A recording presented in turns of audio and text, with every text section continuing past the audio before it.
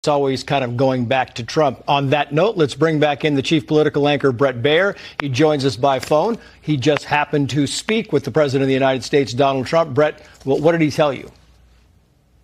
Hey, Trace. Yeah, I just spoke to President Trump. One thing, the president was aware of Israel's action before it happened. There were no surprises here. But he gave me a quote. He said, Iran cannot have a nuclear bomb. We're hoping to get back to the negotiating table. We'll see. There are several people in leadership in Iran that will not be coming back. Now, the president, I know, has spoken to Prime Minister Netanyahu several times in recent days.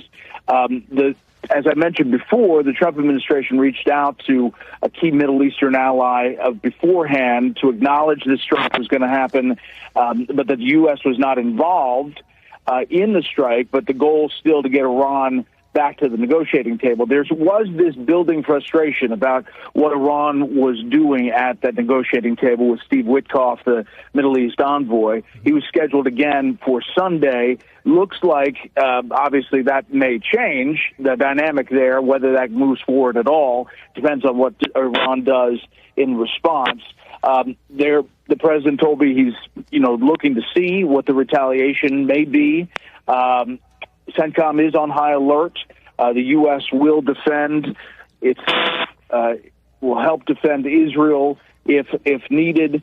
And as I mentioned in the last time we talked, the Iron Dome has been replenished in Israel in recent weeks. So there's still this hope in the president's sense and the people around him that this changes the dynamic for Iran and that this does not launch into what will be a back and forth.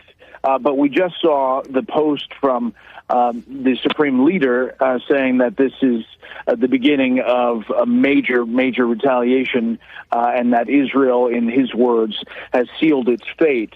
U.S. officials are confirming to us that a number of top Iranian officials, leaders, are dead after these strikes.